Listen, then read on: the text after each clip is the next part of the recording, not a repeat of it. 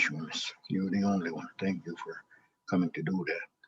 I want to ask just a little bit, Creator, to look after our people, all cultures, everybody in this world, all living things, two-leggeds, four-leggeds, wingeds,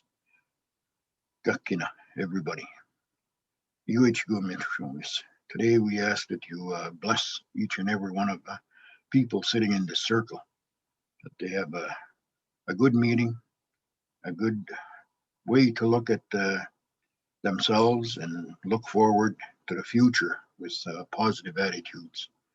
We ask you to help us in this endeavor that we're about to embark on the missiones.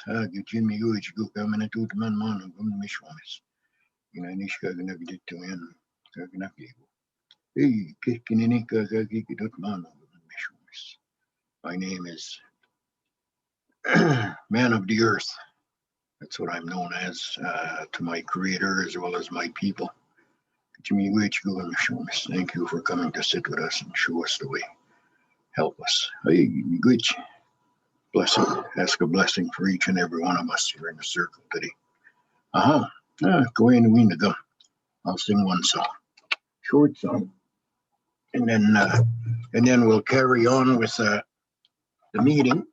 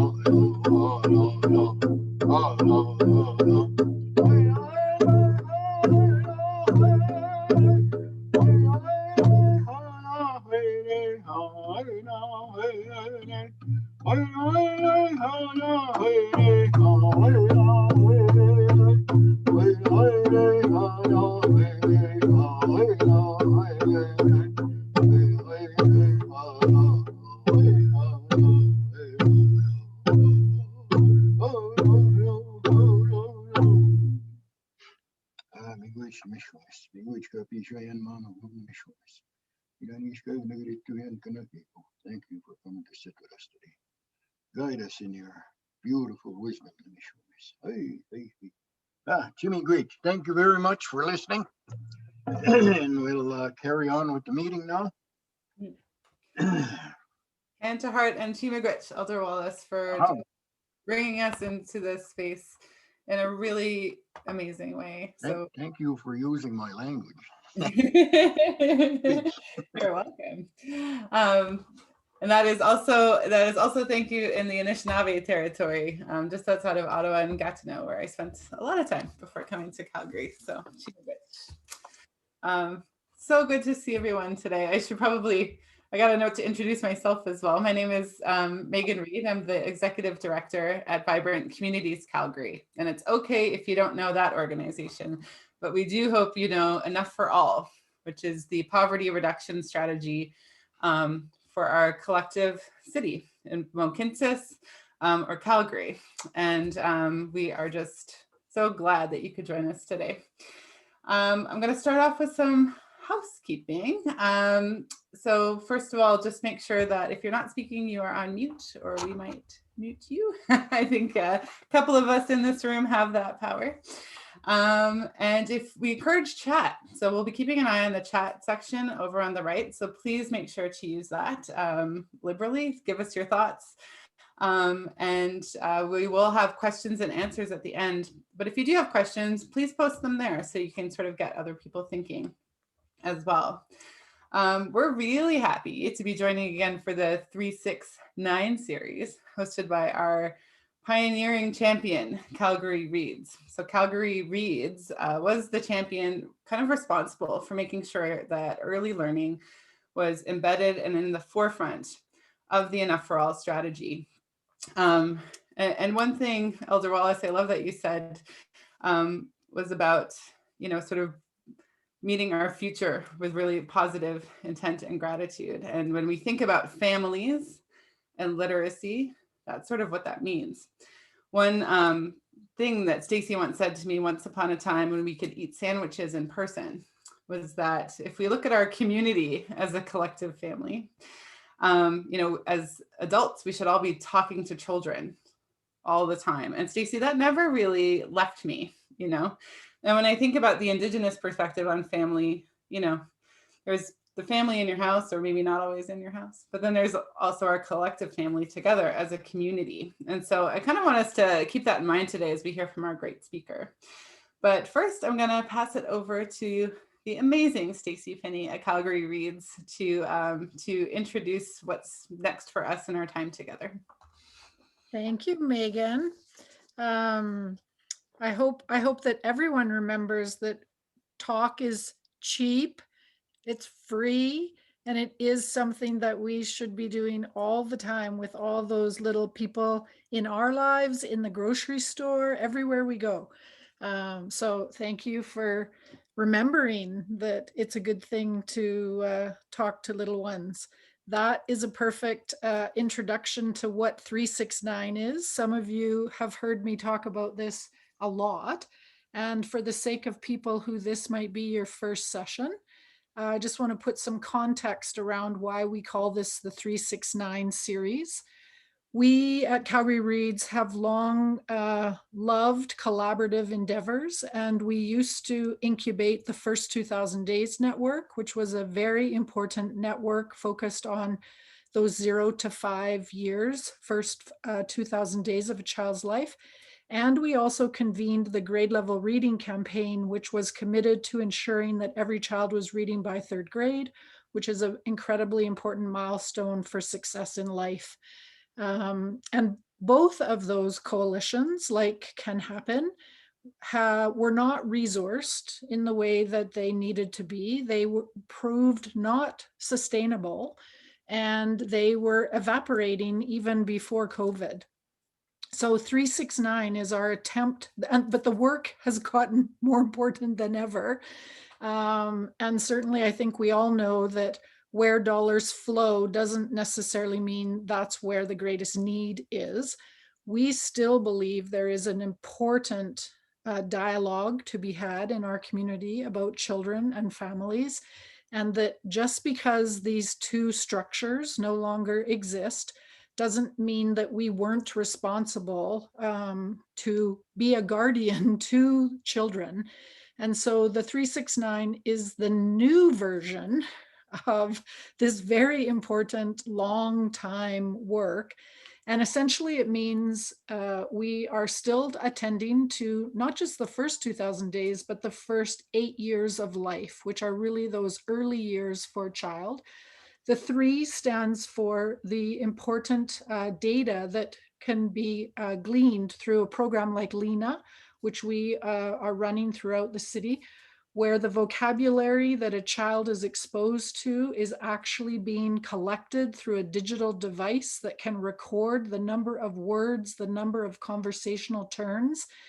And we're hoping to scale Lena across our community and get data that gives us an understanding of how can data and programming together really help change the way in which a parent talks with their child. So at age 3, the number of words a child has an incredible predictor to how they're going to land at school. So the 6 represents that grade 1 child who's learning how to read. And we're really excited to have the inklings of some data collection that's going to happen with the Calgary Board of Education that is really going to identify those children at risk of being that struggling reader. And then when a child turns 9, they're heading into grade 4. And we do and are part of an international assessment on grade 4 reading levels internationally. And we want to ensure before kids leave this learning to read time of their life to suddenly needing to read to learn for the rest of it, that they are on track to succeed. So 369 represents these very critical developmental milestones and important places where we believe some data could be captured to tell a really rich and robust language and literacy story within our local community context. We are a proud lever just developing under the Enough for All strategy. And I hope by the time the next series comes, we'll have a little bit more information about what else we hope to achieve under and within the lever of the Enough for All strategy. A child growing up in poverty is hearing millions of fewer words when they are young, millions of fewer words. And it's very difficult to catch up. It's just, in many cases, not even possible without this complete immersion of words within their life. So 369, stay tuned as we come forth with more information. For right now, we're a wonder series. I told people last time, Nikola Tesla's favorite number is 369. And there's some mathematical magic behind it. You should Google him, and you will want to be part of anything called 369.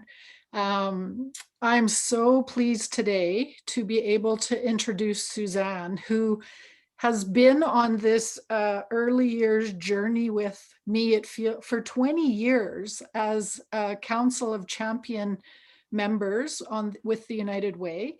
And I don't know, I think we look pretty good still, Suzanne, for all the time that we have been putting into trying to change the world for children and families in our community.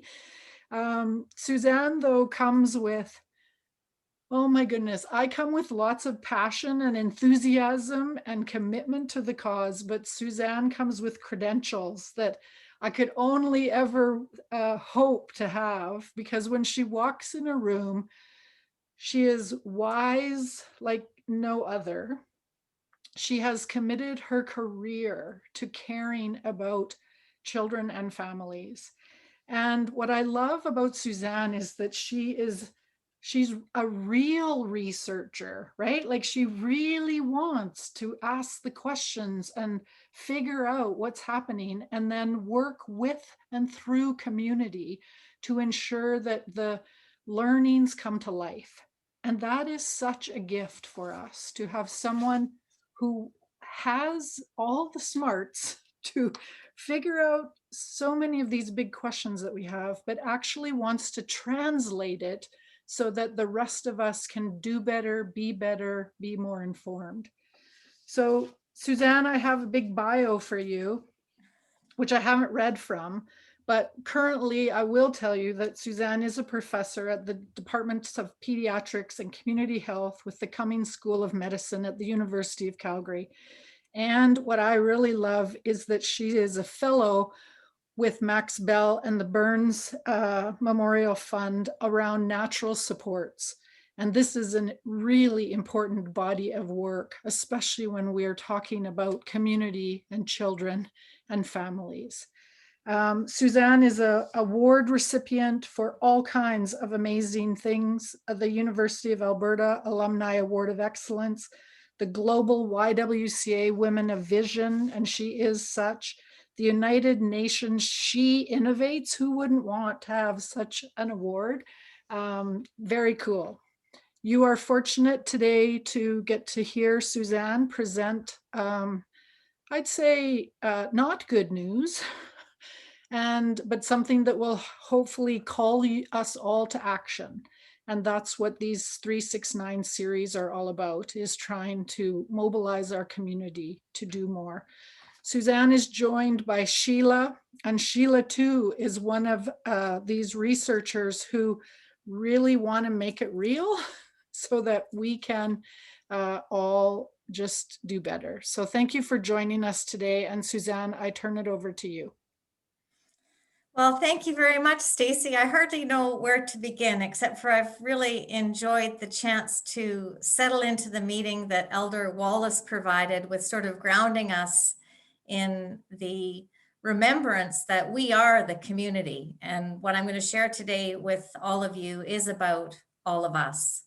And so just to recognize that, as Stacy mentioned, Sheila McDonald is here with me today. She co-leads the All Our Families research team that I lead. And Sherry Madigan is also here today with us, another researcher on our team that has particular expertise in screen time. We would love to entertain your questions through chat, and those that we don't get to today, certainly I can encourage us to respond to and get redistributed through Stacy and the network. So really the best outcome of sharing this information is that we get to talk about what we're learning and learn together about what we can do about some of the findings that I'm going to share from the All Our Families cohort. Now we're going to have a technical thing here where Sheila's going to load up her screen and start our slides off here. Okay. And so Can you see my screen? Okay. Okay, We're ready to go. well, we're launched. The technology is working. And we're going to talk for about 30 to 35 minutes today, maybe a little less, but look forward to the conversation. So we're going to talk about the experiences of families during COVID-19. And I'd like to acknowledge that in addition to Sheila and Sherry, there's a number of talented scientists that are helping us try to understand what we're learning about families in urban communities today. Next slide, please, Sheila. So what are we going to learn? Well, it's always nice to have a few objectives so I can stay focused on what's happening. And we're going to describe what we're seeing with maternal mental health, describe how children and youth are doing, and also suggest some strategies to remediate some of the stresses that COVID is revealing in our neighborhoods. Next slide. And a bit of a background about the data. So the data was collected under the Alberta Burst Common Data Initiative, which is supported by the Alberta Children's Hospital Foundation. This is a collaborative between two longitudinal pregnancy cohorts, All Our Families and Apron, where we've worked together to collect core common data from our participants over time. This graphic illustrates the timeline of data collection for both cohorts. We recruited pregnant women who signed up understanding that we wanted to study them and their babies over time to see how biology interacted with the social environment to influence maternal and child health. The first infant was recruited into All Our Families in 2008 and into Apron a year later. We've completed the 8-year follow-up phase for over 5,000 families with about a 70% retention rate. This is the platform that enabled us to respond quickly to the COVID-19 pandemic. Next slide. So we've collected biologic samples like blood and urine, and participants have completed detailed questionnaires about everything from their diet to their living conditions, to stress levels, and to how their children are doing. When we responded to COVID-19, it was to understand how families are coping in the short term, but because we have data from the long term, we can look at what changes consequent to COVID. So what factors would have identified the families that were most at risk of having challenging circumstances right now in the pandemic? So I'm going to share findings from our survey that was completed between May and July 2020, which reflected what was happening 3 months into the pandemic. So who's in our study? These families all have at least one child in elementary school, and prior to the pandemic, approximately 86% had a family income over $80,000 per year. The majority were married, had post-secondary education, and were Caucasian. So these families reflect the parenting population of many urban centers in Canada. These families are building careers, supporting their children in developing life skills that they'll need for the future, and carrying on in their life. Next slide.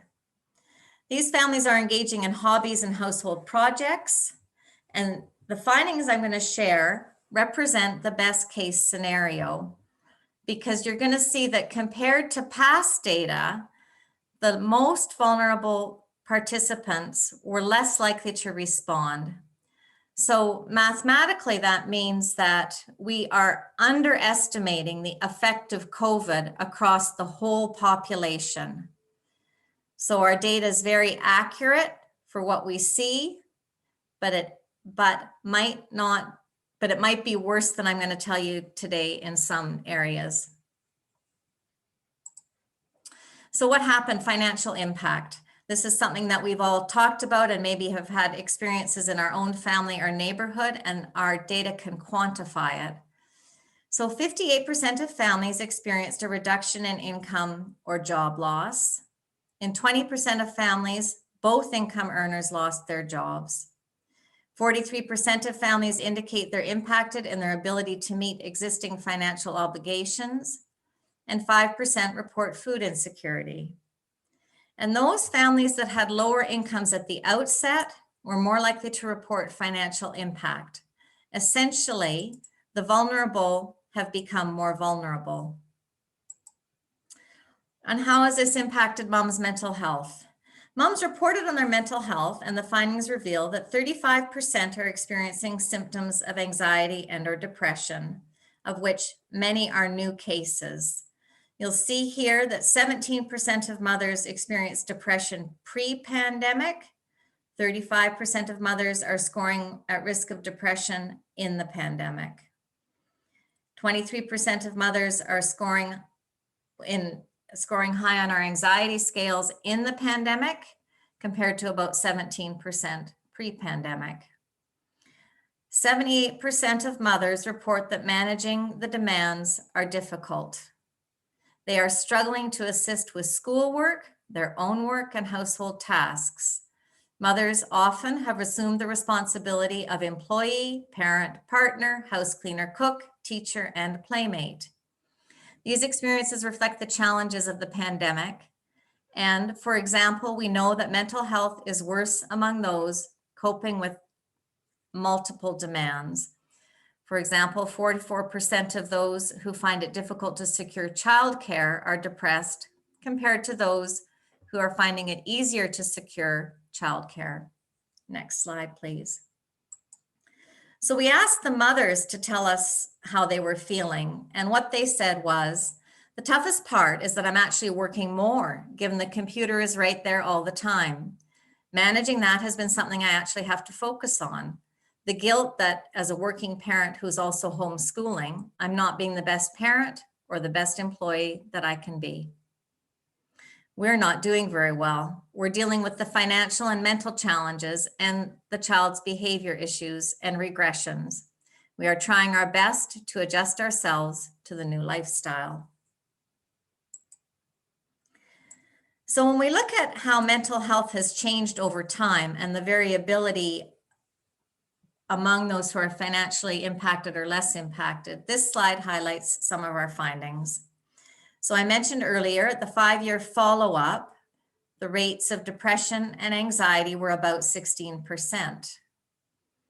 In the pandemic, among those financially impacted, 36% have symptoms of depression and 28% have symptoms of anxiety. In the pandemic, among those not financially impacted, 31% have symptoms of depression and 22% have symptoms of anxiety.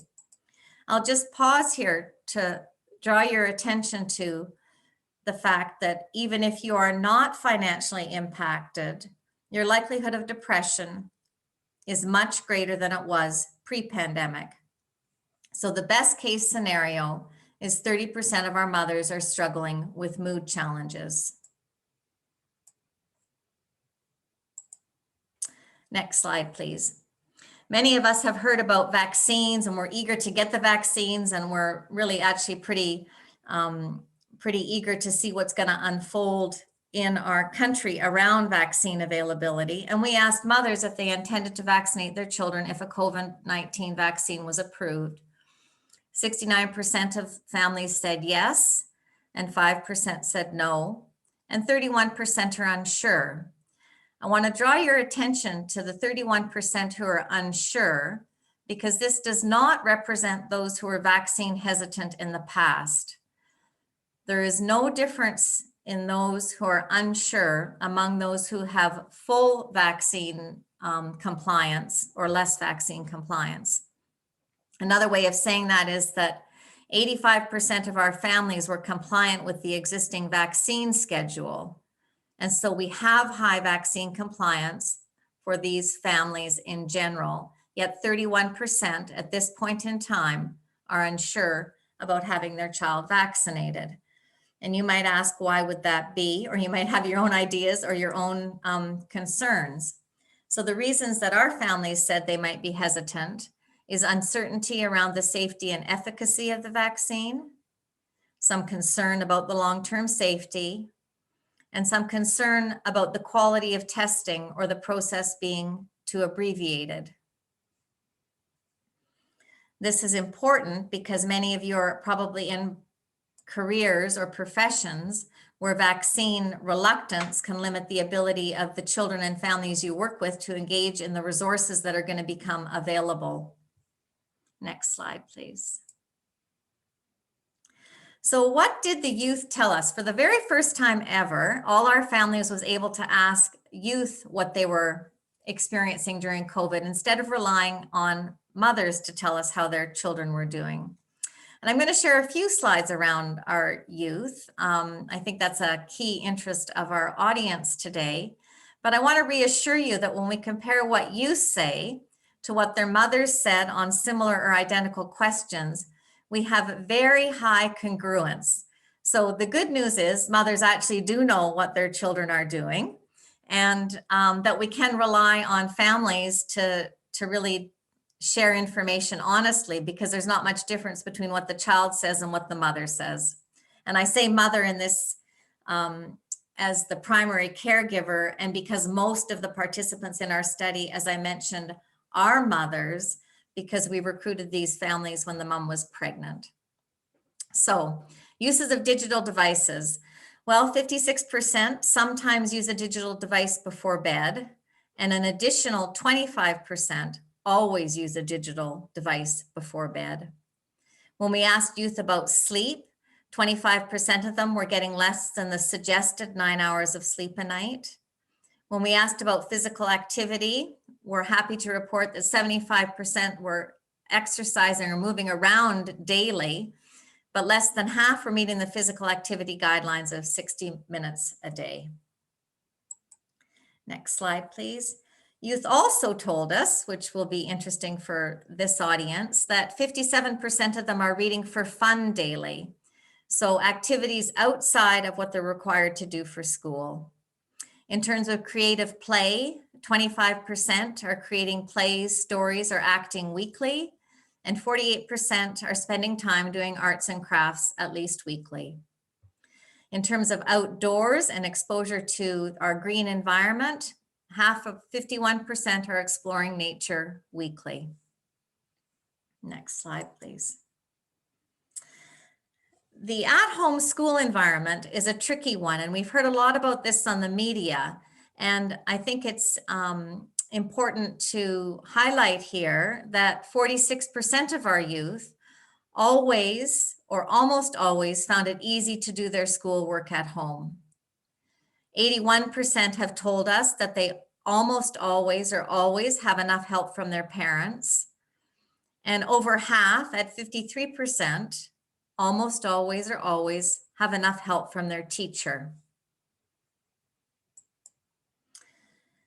In terms of what are the challenges with the school environment, if we look at this information here, you can see that 7% are never finding it easy to do school work at home, and 16% say, well, it's a little bit easy. So this 23% that is struggling or potentially struggling with doing school work at home is a group we want to pay attention to. In terms of help from parents, 1% say they've never had enough help, and 5% are saying, well, they had a little bit of help from parents, and potentially more would be helpful. In terms of help from teachers, 10% are saying they've never had enough help, and 19% say they're getting a little bit of help. So as you can see, we're getting a constellation of information that says, in general, the majority of children are doing quite well. However, there is a proportion of children who I'm wondering are not slipping further and further away from being able to meet the academic expectations and the social and emotional expectations that are going to be required for them to thrive going forward. And we'll have a chance to talk about that at the end. Next slide, please. This is work led by Sherry Madigan on children and screen time, and we have an interest in screen time in our research team. So compared to 18 months ago, pre-pandemic, we see an understandable increase in screen time of 90 minutes a day for average weekly screen time use of about 22 hours outside of school computer use. In families where financial and psychological stress is high, children's screen time use is more elevated. So you might be interested to know that both mothers and youth agreed on the use of screen time, just like they did on participation in other activities. So what are the things that can help youth? Well, a family media plan reduced screen use by about 6 hours a week. And children who use screens for social connection had lower overall screen use. So social connection would be connecting to a friend or connecting to a grandparent or using your technology to stay connected. So there's some good news about families. About 50% of parents report feeling closer to their children, and more than 25% report more closeness with their partner. 44% of our children and youth feel closer to their parents, and 46% of youth feel closer to their siblings. So there will be some opportunities that families are creating memories for the future, learning new skills, and actually getting to know each other better during the pandemic than they might have before. Next slide. Family well-being, and we looked at hobbies and school. And so I've shared some of what you said in terms of how they're spending their time. And just to kind of abbreviate here, 60% report an increase in hobbies, 90% report doing more household projects and activities, 95% of children are doing more chores, and 74% of children, 74% of mothers report their child is keeping up with their school work. In sharing the data about chores, some of you might be laughing, saying, well, I haven't seen that in my family, but it actually does seem to be consistent that at least once a week, children are doing more than they used to do. And in a proportion of those, children are actually doing chores or activities to help the family daily. What moms told us. Well, apart from the finances, everything else is great. Lots of family time, relaxation, house chores, and general cleaning and maintenance are getting done, which are things that we don't usually have the time to do. It has been easier to connect with friends that don't live nearby, those in different time zones, by video chatting. I've been able to discover my son's pitching in attitude and my daughter's creative ability. There are challenges during COVID. Families struggling the most are characterized by both a loss of income combined with challenges balancing demands associated with home and school.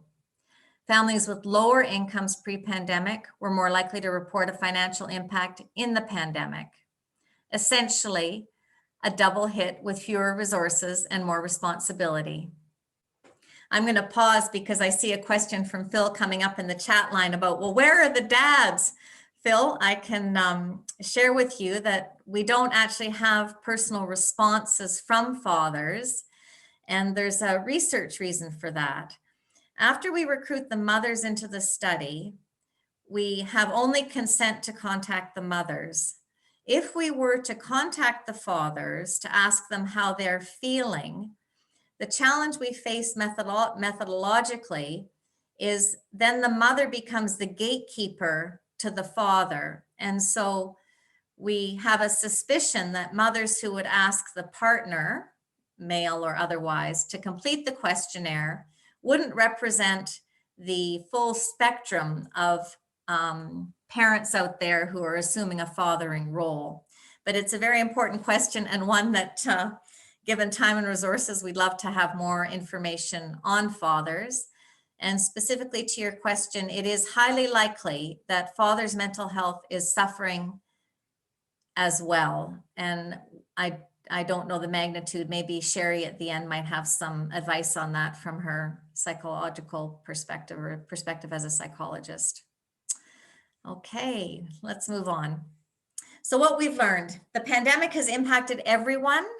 And I'm just going to reiterate this here because I think it's really important to note that families that are trying to balance too much could easily be at a tipping point. We call that cumulative stress, and the stresses have accumulated. So what can we do to help our families, help the people that we care for and care about during COVID? Well, we've got 3 R's here to consider. We can help establish routines for sleep, meals, recreation, school, and other activities. The benefit of a routine is that it reduces decision-making fatigue and frees up resources for complex decisions. And it also helps children thrive. So the more things we have to decide on in a day, the more energy we expend. And we use that energy, whether we're deciding what to make for breakfast or whether we're deciding how to make a decision at work or a decision about whether to let our children go out and play. So routines can reduce the taxing effort on the mind for those decisions. We can look at resources, and we can see how we can help create financial and structural resources. So a fair amount of the stress that families are facing has to do with, first off, the challenges with creating routine with school closures, but also the concern that there will not be structural resources to help them manage the activities of daily living, like childcare. When we can manage these resources, we reduce physiological stress response, we enable job stability, and we can facilitate skill development, which is actually one of the ways through a crisis like this, is building skills. Our 3rd R is relationship, and we can make a commitment to social connections. And Stacy started us off on a nice note around that, and I'm going to continue to talk about the benefit of social connections. Social connections matter because they increase the feel-good hormone oxytocin. They normalize difficult experiences when we share things that are challenging with others around us. It increases our sense of belonging, which is really important for community cohesion and mental health, and relationships improve mood. So let's talk a little bit more about the social snack. And this builds on work from my policy fellowship around how we can create opportunities that we can all engage in to improve outcomes for all of us, actually. So social snack is a brief, informal, positive interaction that contributes to happiness, a sense of belonging, and identity. You have a brief social snack. Next slide, please.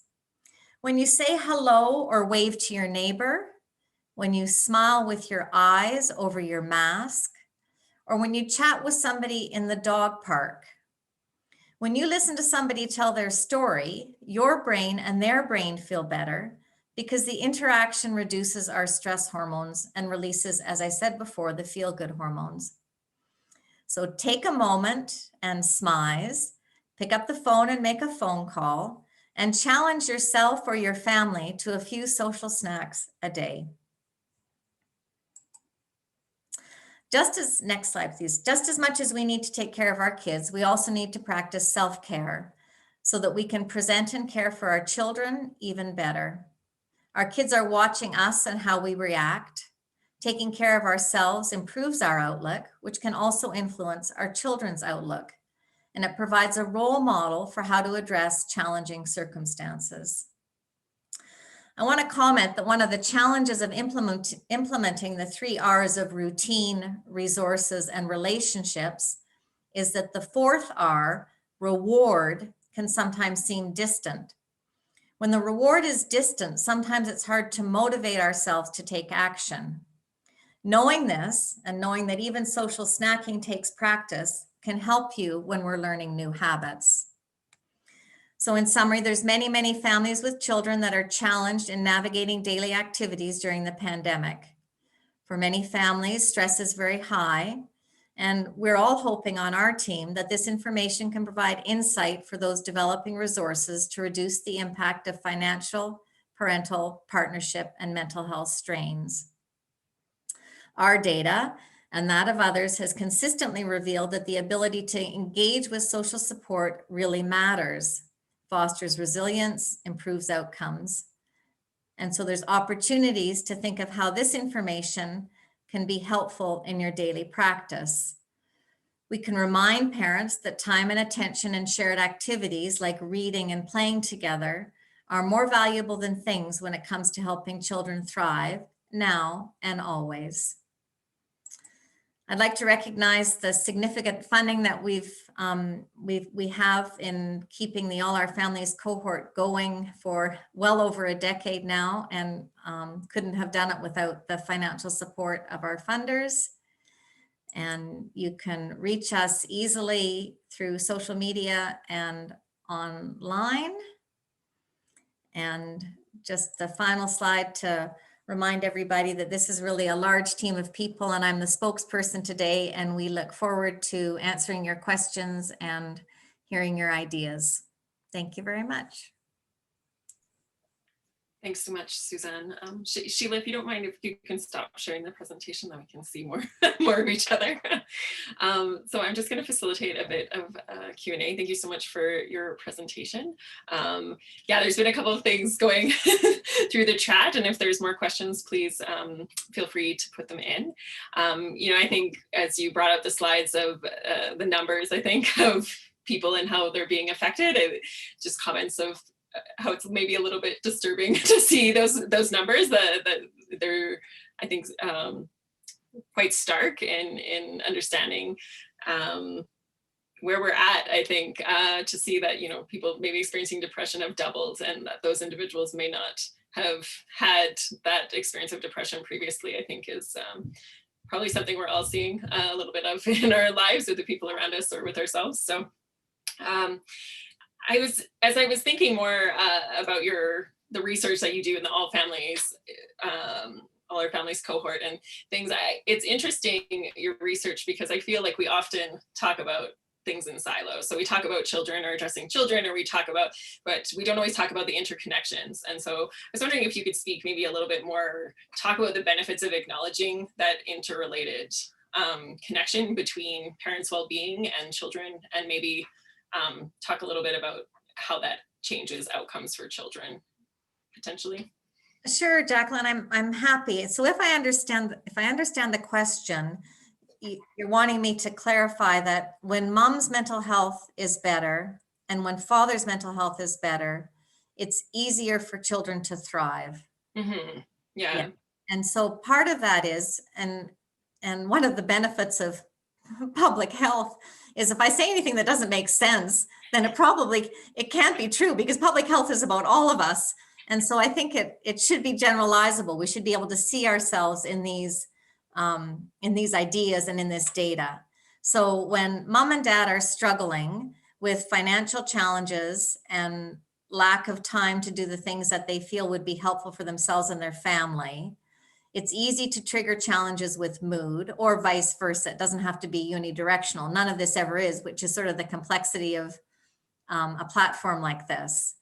But it is true that when we're not feeling well, it's maybe harder to attend to the needs of those around us. because there's an energy cost to that behavior of engagement. So it's much easier to have patience and persistence that it takes to parent, and boundaries when you're feeling well about yourself. So if part of it is, how do we help families create these? Those are ideas linked to things like family plans. Something that Sherry has often talked about is families having media plans, or families having strategies that enable them all to try to thrive during a difficult time. Specifically, we know that when mothers have severe mental health concerns, there can be challenges to child development, but there's lots of buffers, so it's not deterministic. So children can thrive in good environments outside the nuclear home when school settings are healthy and supportive, neighborhoods are healthy and supportive, and children with threats to development are identified early in childcare or other systems, so that the resources can be made available to help them move through to their own successes. That's interesting. Yeah, I think that strikes a chord for myself and my own children. There's definitely moments of like getting to the end of the rope, and then, you know, it just can't deal quite the same way as at the beginning of the day. You know, it's like my willpower is really high when I wake up in the morning, but it's a lot less high, you know, maybe when I'm having that chocolate bar at 9 o'clock at night or something like that. You know, that there's definitely a peaks and valley moment in that. I was thinking too, you know, kind of around Indigenous ways of learning and knowing. And when you were talking about the familial closeness being increased, and I thought, you know, for myself, you know, I could speak to my own experience of like, yes, I can feel that in my own home to a degree, but I feel like there's still quite a loss of that greater community around me, you know, the familial kind of, and I don't know if you've had any feedback on that in the work that you've been doing lately, or that you can speak to yourself. If the question is it enough to just have family without community? The answer is no. I think we thrive in the context of where we grow and work and learn and play. So yes, the absence of being able to connect, I think, is really something that we need to pay attention to. And that's why all of the ideas that we have around natural supports, social snacking, reaching out, are really crucial for helping us remember we're part of a larger community. And one of the tricks that happens is when we put on the mask, sometimes we forget that we can still say hello in the grocery store, or we forget that there's no barrier to showing empathy to the father with 2 children screaming in the grocery cart, because he's not really happy to be there either. And to just recognize that a little bit of empathy and compassion can go a long way when we're spread so thin. So the spreading thin is what's happening to the nuclear families, because they don't have the resources and supports that they might have had in the past for activities for their children that were also learning and skill development opportunities for their children, whether it was Boy Scouts, Girl Guides, or competitive hockey. Like, the whole range of things helps our children thrive in our society. Yeah, I love the idea of the social snacking. Can't say I've heard that term before, but I do. There's a thrill I get these days of just walking my kids to school and making eye contact with other human beings outside my home. So there's something it resonated with me greatly. Phil here just noted how much he appreciates your research. But also asking, do you see that there can be a case made that what we need is also resources to provide proactive, preventative initiatives so all children can thrive and reach their full potential? And I'll throw that to you, Suzanne, but Stacey, I don't know if you want to jump in on that at all as well. So Phil's question is about proactive addressing of these preventative initiatives so all children can thrive and reach their full potential. Well, thanks for the question, Phil. Yes. I mean, the whole framework of our program is, how do we understand what's happening early in the lives of children that would help us identify them and intervene before they had the experiences feeling like a failure or not reaching their potential. So, so I have lots of passion for the best use of our resources would be to try to level the playing field as early as possible in all children's lives. So one of the concerns, and we haven't had this data long enough to nuance it, but if Stacy asks us back in 8 months, I think one of the nuances is how do we really understand these children that could be at the tipping point where remedial attention is not going to be sufficient to get them back into reaching their potential. So, so yes. Yeah, I'll jump in maybe, Suzanne, I like the question, Phil. But so our next steps are actually to follow these families up throughout the pandemic. So we're going to be looking at trends over time, how the kids who are not doing that great at baseline, how are they doing 8 months into the pandemic, whatnot.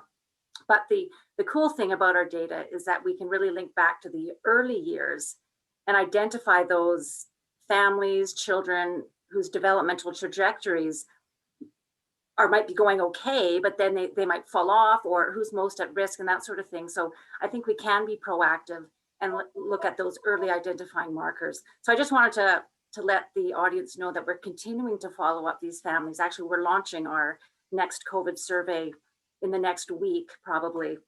And we're getting some really interesting information. We're going to be accessing some interesting information on children's mental health, very detailed information. The youth, their voices speaking again to us.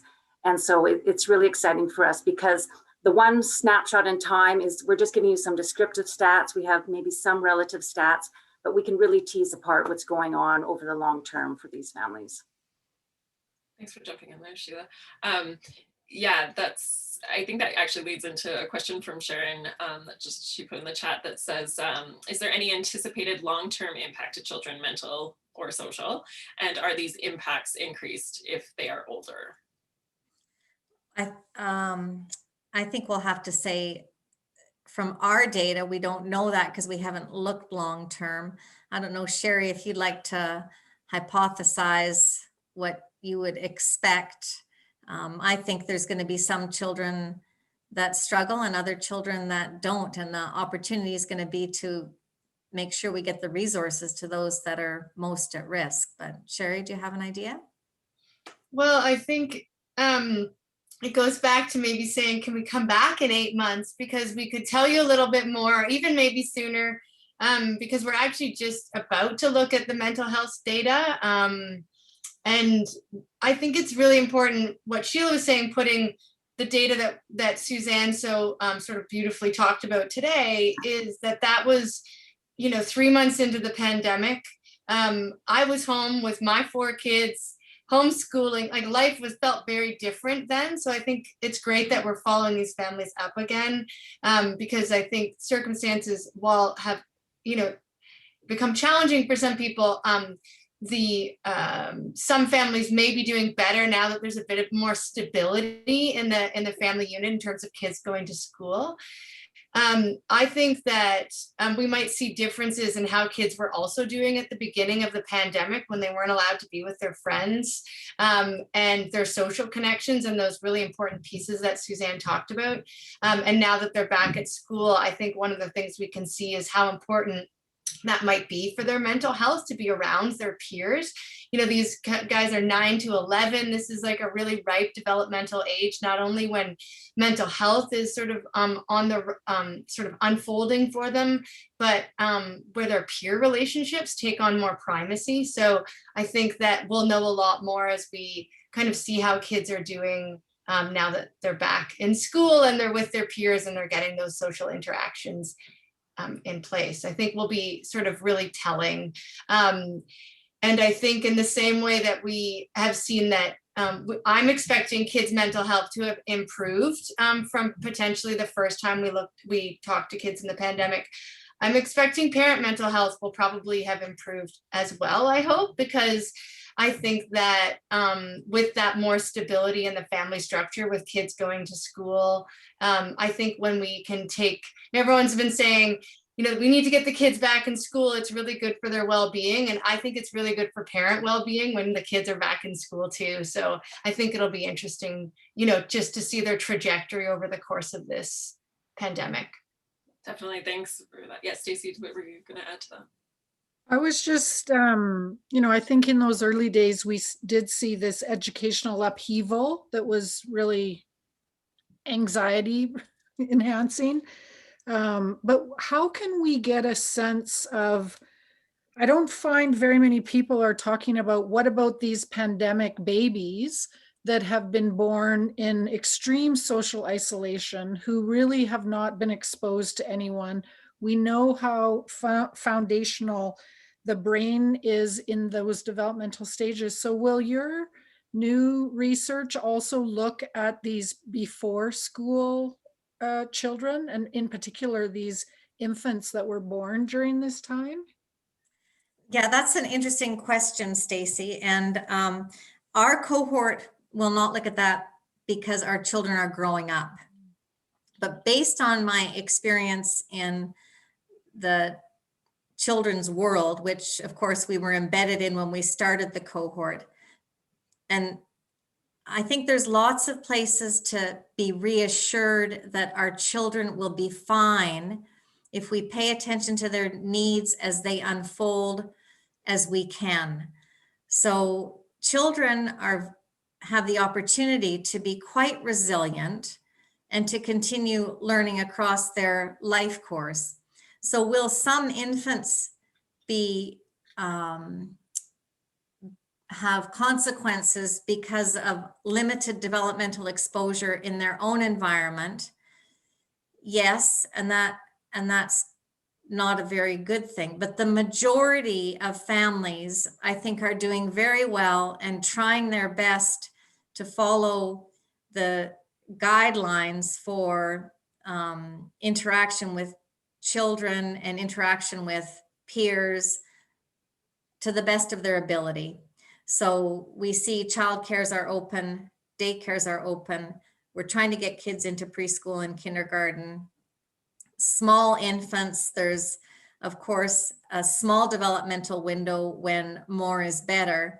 It's not like an infant that has an attentive parent is going to be perpetually limited by, I wouldn't imagine, I can't, from what I know of the science to date and what our data showed earlier around preterm infants and infants with developmental challenges, there's still lots of reason to be optimistic. Thanks for that, Suzanne. And I just want to get to Michelle's question from the chat. She was just wondering maybe if you're familiar with or maybe some other studies or other data that talks more about experiences of families with complicating factors. And she just kind of mentions those that maybe didn't complete post-secondary or secondary education or has a family income of less than 80,000. And just saying that, especially in the context of COVID, where many of these more vulnerable parents / caregivers are probably thinking more about ensuring basic needs and have significantly less energy to think about other social needs. Well, I really appreciate the question because it gives me a chance to clarify that those families are still represented in our data. They just don't make up the majority of participants in our data set. So that's where the underestimation comes from. But they do represent what we see in Calgary in terms of the bell curve of families. And that's one of the most, if anybody has any idea about how our team can be better at explaining it, when you look at population health, we include everybody, not just targeted clinical populations. So the more specific answer to that question is those families are more vulnerable. And even though I said in my last response that we can be optimistic for the majority of children, it doesn't mean there are not children in a group that are going to benefit from intensive resources and more opportunity to level the playing field. So those families that the question came from that are financially challenged, maybe challenged by language barriers or lack of familiarity with the Canadian system, or they're challenged by job loss. 20% have lost all income in the family. Those families are really the ones we need to be alert to because of course their attention then needs to be on physical security. And that's why resources like financial stability and access to structure as our communities open up will be essential for those families to re-engage. Wonderful. I think that's a wonderful note to end on. And thank you so much for you and your team for answering the questions today. I'm going to turn the time over to Stacey to close us out. So in the 369 series, this hour has 69 minutes, and we're down to the final 5 minutes that we have committed for you to be on this call. I want to thank Suzanne and Sheila for being here today, and Sherry for also being here. You look like we have double Suzanne Toughs, just like we have double Stacey's on the Zoom platform here. Thank you for continuing, and absolutely we want you back in 8 months' time so that you can tell us more about what you're learning.